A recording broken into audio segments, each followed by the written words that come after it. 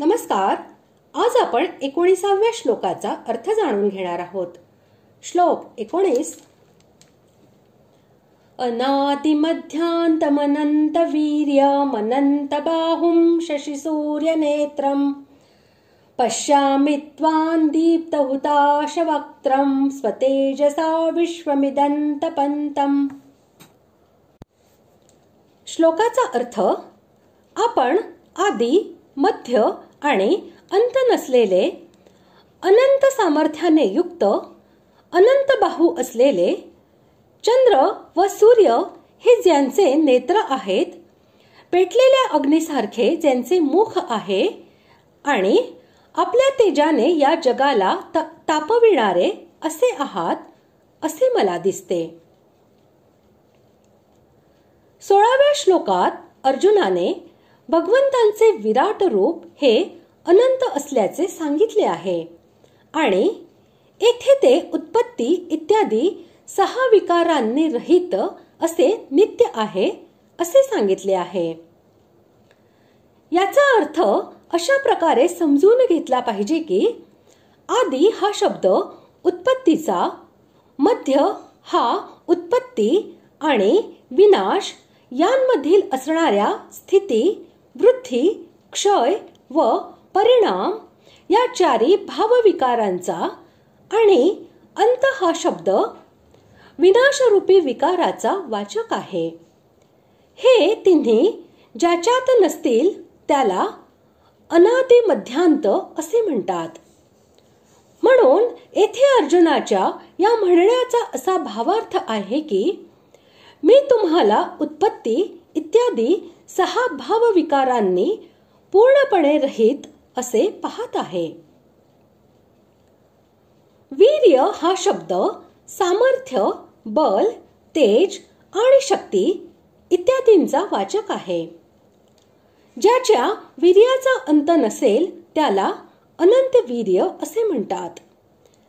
येथे अर्जुनाने भगवंतांना अनंत वीर्य असे म्हणून असे दाखविले आहे की तुमचे बल, वीर्य, सामर्थ्य आणि तेज यांना काही सीमा नाही. ज्याच्या भुजांना अंत नसेल त्याला अनंत बाहू असे म्हणतात.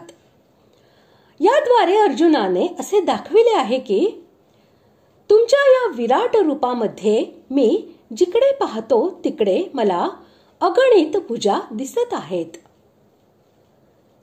शशी सूर्य नेत्रम याद्वारे अर्जुनाने असे दाखविले आहे की चंद्रमा आणि सूर्य यांना मी तुमच्या दोन्ही डोळ्यांच्या ठिकाणी पाहत आहे.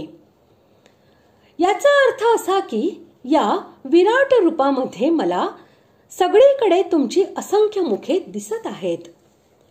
त्यांमधील जे तुमचे मुख्य मुख आहे त्या मुखावर नेत्रांच्या स्थानी चंद्रमा व सूर्य हे आहेत असे मी पाहत आहे. हुताश हे अग्नीचे नाव आहे.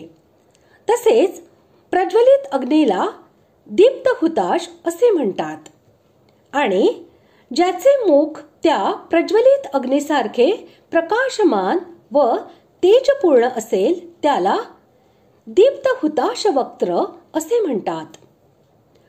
याद्वारे अर्जुनाने असे दाखविले आहे की तुमचे मुख्य मुख हे मी सगळीकडून प्रज्वलित अग्नीप्रमाणे तेज आणि प्रकाश यांनी युक्त असे पाहत आहे.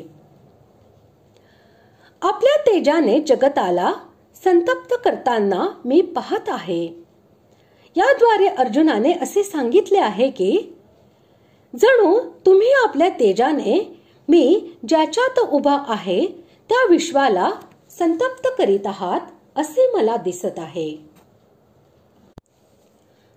अशा प्रकारे आज आपण 19व्या श्लोकाचा अर्थ जाणून घेतला.